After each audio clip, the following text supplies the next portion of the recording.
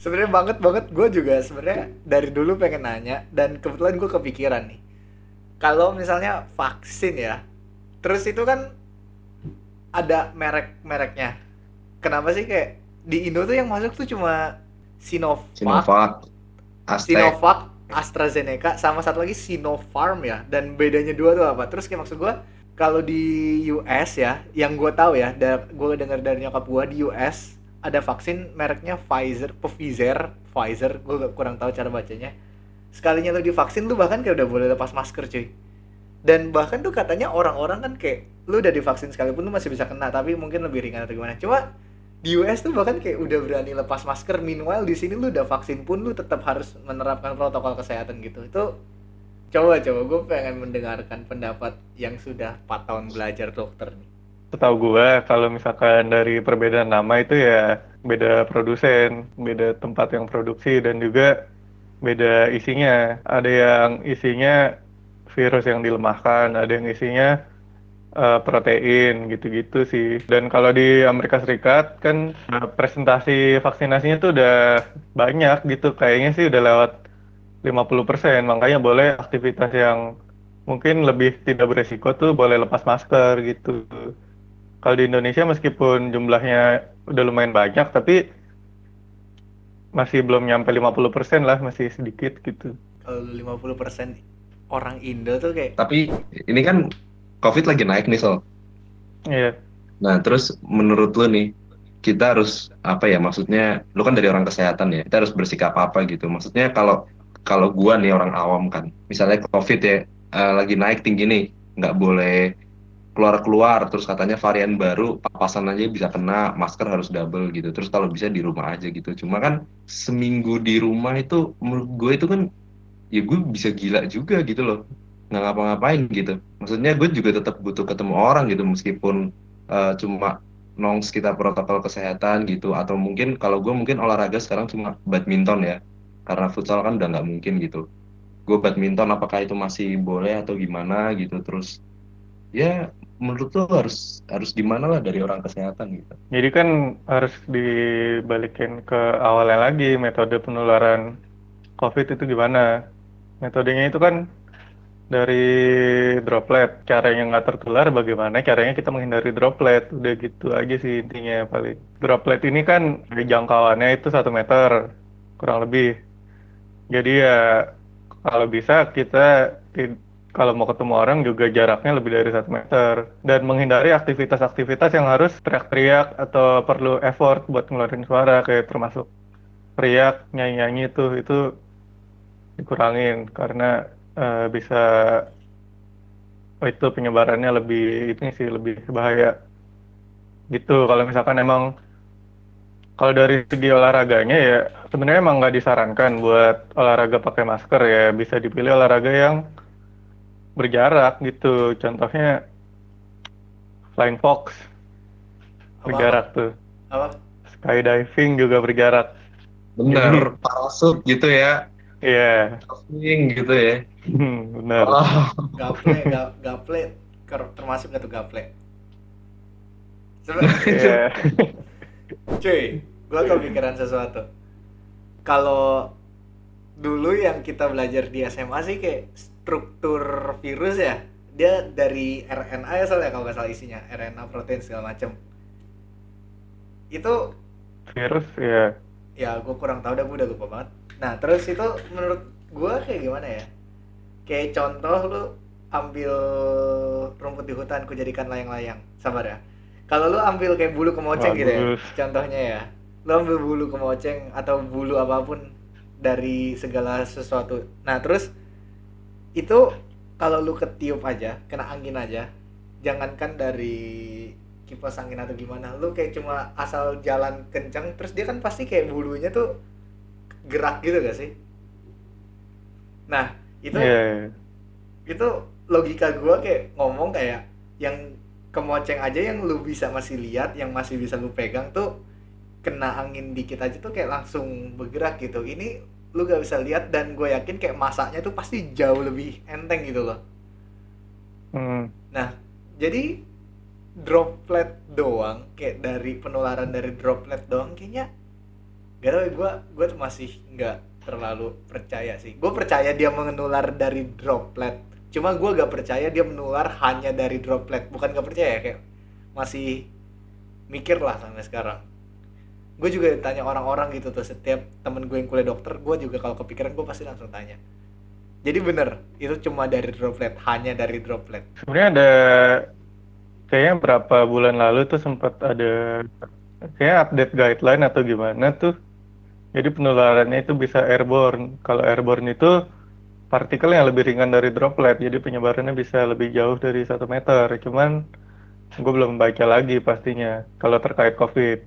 Tapi intinya kalau penyebaran airborne itu bisa lebih jauh daripada droplet. Salah satu cara buat mengurangi penyebarannya juga kalau misalkan emang mau ketemu orang, kalau bisa cari tempat yang outdoor biar sirkulasi udaranya baik. Oh, Jangan cari tempat yang indoor. iya, pokoknya Mungkin iya. gue Kenapa? gue mau nanggapin apa yang Excel. Tapi mungkin bisa nggak sih apa meskipun lewat droplet, cuma kan kita nggak tahu ada yang nempel di mana, bisa entah di baju, di gagang setir, di gagang motor gitu, bisa nggak sih Nempel kayaknya kayak bisa gitu? ya. Nempel mah pasti bisa. Setahu gua. Maksudnya juga bisa jadi salah satu ajang penularan nggak sih kayak gitu tuh? Iya, makanya kan jaga jarak menurut gua bukan cuma untuk ngejauhin range dari dropletnya, cuma itu juga menghindari kontak fisik ya sih. Jadi itu gue sekarang semenjak corona ini, dari dulu yang kalau gue keluar, gue biasa kalau gue lagi jalan atau lagi gimana, gue selalu kayak masukin satu tangan kanan tuh, tangan kanan gue selalu masukin satu ke kantong, nah satu lagi gue buat ngapa-ngapain tuh, kayak biasalah tangan kiri gue tuh fungsional kalau malam ngapain gitu kan. Nah, karena kan orang pakai hand sanitizer, sejujurnya gue yakin itu gak membunuh corona kan, cuma kayak seenggaknya amit-amit kalau lu kena, lu gak kena bakteri-bakteri yang lain. Jadi seenggaknya gue punya satu tangan bersih, jadi kalau buat ngat mau garuk rambut atau gimana, gue selalu pakai yang kanan, yang kiri tuh selalu gue pakai buat aneh-aneh, supaya kayak minimalisir kontak fisik lah. Karena yang gue baca tuh, dia tuh penularannya itu masuk paling banyak dari hidung sama dari mulut ya, soalnya targetnya paru-paru ya gak, so kalau gue salah gak usah ngomong biar gue kelihatan pinter. Iya, benar benar benar. Iya kan, jadi Iya, ya gitu. Coba gimana, bener gak tanggapan gue? kalau yang dari permukaan itu ya, misalkan satu meja atau ya satu rumah lah, barang-barangnya bersentuhan itu kan ya ibarat kata ngeludah aja, misalkan lo ngeludah di kursi, terus abis itu ada orang duduk kan masih kena tuh ya ludahnya. Cuman masih belum bisa dibuktikan sama penelitian, soalnya sejauh ini biasanya tuh yang barang-barangnya sharing biasanya ada di tempat yang dekat juga, jadi nggak tahu tuh persebarannya karena kontak barangnya penularan indirect atau dari dropletnya yang langsung masuk penularan direct gitu. Kalau olahraga nggak boleh pakai masker, olahraga di rumah nggak maksimal, serba salah dong, mau ningkatin imun segala macam sulit. Kayaknya ya, gue kayak kepikiran sesuatu dah. Kayaknya kan kalau kita stres ya, kan imunnya bisa turun, ya nggak Sob? Iya ya. Nah itu gue kayak mikir kayak ini virus tuh kayak apa ya? Ya gue nggak tahu benar apa enggak. Kayak salah satu yang ditarget dari ini virus tuh kita itu jadi kayak stres gitu loh, kayak bingung gitu menurut gue ya. Maksudnya kayak misal, aduh gue mau olahraga di luar tapi gini gini gini, tapi di dalam rumah nggak maksimal. Jadi kita kayak saking banyak pilihan yang nggak ada yang bener, nggak ada yang salah, terus kita bingung, stres, ya ujung-ujungnya ya kita malah berkutat pada masalah itu, terus jadi stres, malah imun kita kena gitu. Atau misalnya mungkin ya gitu sih, kalau gue mikirnya lebih ke situ, bukan COVID konspirasi ya, enggak ya, kayak gitu.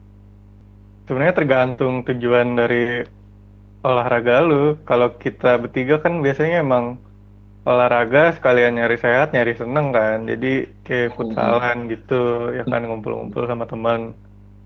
Sebenarnya kalau mau dimaksimalin dia bisa aja di rumah, cuman emang lu menghilangkan aspek dari sosialnya Mm-mm. gitu. Mm-mm. Hmm, Sebenarnya bisa aja. mau latihan power atau latihan cardio tuh bisa gitu dengan space yang terbatas juga bisa. Kayak squat. Squat itu kan buat melatih otot paha tuh. Ya Hmm. kan? Masa lu nggak bisa nyari tempat di rumah lu buat jongkok? Hmm. Seminimal-minimal ada kan? Hmm. Sama kayak push up, sit up itu kan asal lu ketemu satu tempat di rumah lu yang bisa buat rebahan, bisa dong harusnya. Hmm. Jumping jack juga, ya kan? Jumping jack kan termasuk kardio tuh. Hmm.